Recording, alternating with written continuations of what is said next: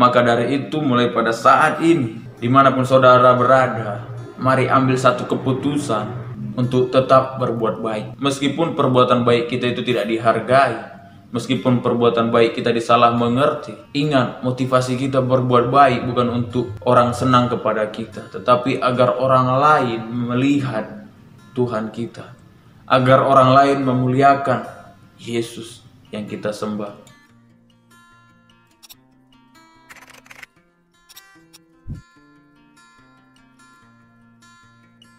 Puji Tuhan, saudara yang dikasihi Tuhan, dimanapun saudara berada pada saat ini, saya percaya saudara ada dalam perlindungan Tuhan, terlebih semua dalam pemeliharaan Tuhan.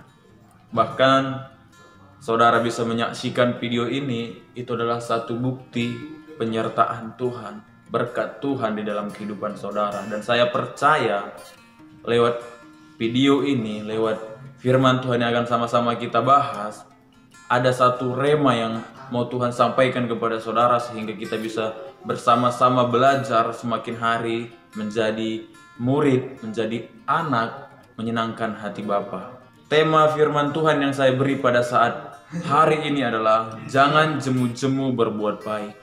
Banyak orang ketika melakukan perbuatan baik hanya sekali, itu siapapun bisa. Tetapi bagaimana untuk berbuat baik secara berkelanjutan, itu yang susah. Nah, kenapa saya katakan demikian? Karena ketika kita melakukan perbuatan baik sekali, itu wajar, itu lumrah. Tetapi bagaimana kalau kita bisa berbuat baik meskipun perbuatan baik kita sebelumnya itu tidak dihargai dan lain sebagainya, tetapi kita tetap melanjutkan perbuatan baik itu. Inilah yang penting kita lakukan sebagai pengikut Kristus. Nah, saya mau sampaikan kepada kita semua bahwa totalitas kehidupan kita, semua yang kita kerjakan, kegiatan-kegiatan ibadah yang kita lakukan, akan bermuara kepada bagaimana kita hidup berdampingan dengan saudara seiman, saudara kita yang ada untuk berbuat baik. Firman Tuhan yang kita dengar, khotbah-khotbah yang saudara dengarkan, baik dimanapun saudara dengarkan firman Tuhan, akan bermuara bagaimana saudara melakukannya. Dan saya yakin firman Tuhan, ketetapan Tuhan itu bercerita tentang kebaikan kita untuk belajar hidup serupa dan segambar dengan Kristus. Maka sangat penting untuk kita sebagai pengikut Kristus untuk belajar bagaimana berbuat baik itu tidak berputus-putus, tidak jemu. Ada hal yang penting kita perlu ketahui bahwa dalam melakukan perbuatan baik itu banyak tantangan. Bisa jadi perbuatan baik kita disalah mengerti oleh orang lain.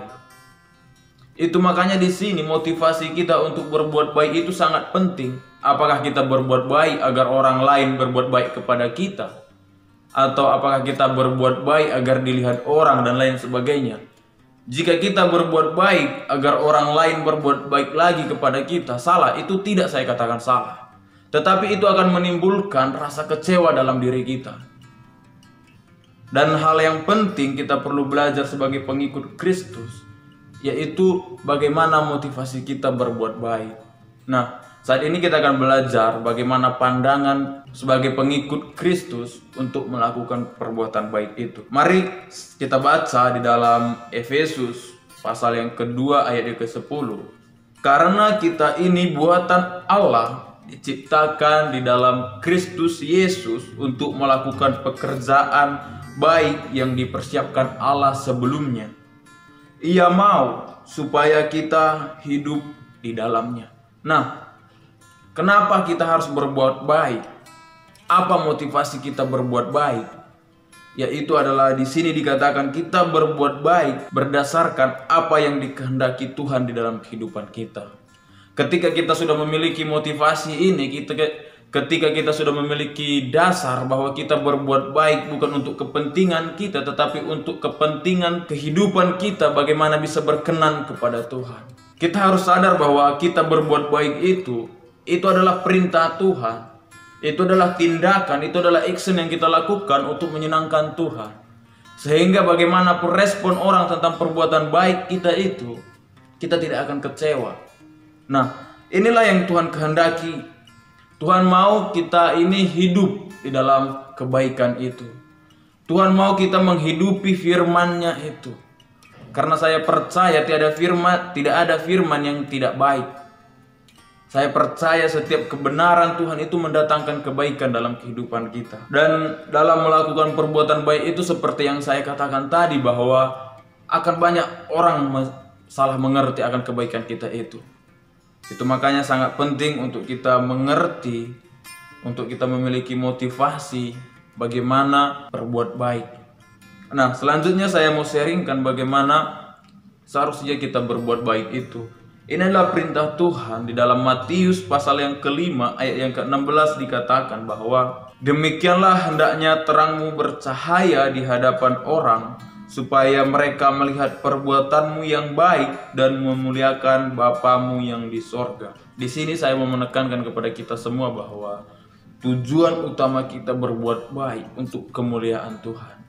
Inilah hal yang paling penting. Karena di sini dikatakan bahwa demikian hendaklah terangmu bercahaya di hadapan semua orang, supaya mereka melihat perbuatanmu yang baik dan memuliakan Bapamu yang di sorga. Kita berbuat baik bukan untuk agar kita disenangi oleh orang lain, tetapi untuk menyenangkan hati Tuhan.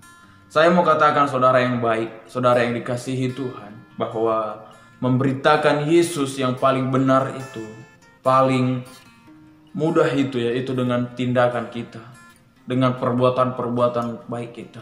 Kita tidak perlu berbicara kepada orang lain bahwa Yesus adalah Tuhan saya dan lain sebagainya.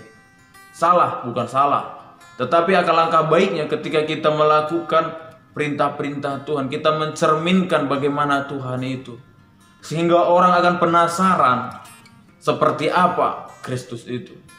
Inilah hal yang paling penting. Dan satu hal yang perlu sangat kita mengerti adalah di dalam perbuatan baik ada kasih.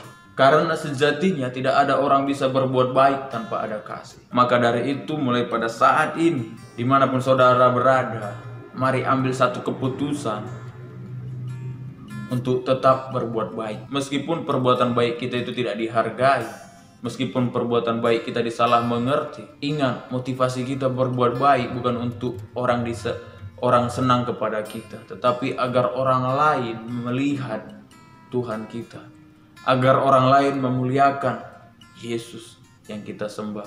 Dan satu lagi, bahwa kita berbuat baik itu karena itu adalah yang dikehendaki Tuhan, karena kita ini adalah buatan Allah, ditetapkan Tuhan untuk melakukan pekerjaan baik, dan Dia mau kita hidup di dalam pekerjaan baik itu. Puji nama Tuhan. Saya harap dan saya yakin kebenaran firman Tuhan yang saudara dengar saat ini bisa berbuah dalam kehidupan saudara semua. Puji nama Tuhan. Tuhan Yesus memberkati.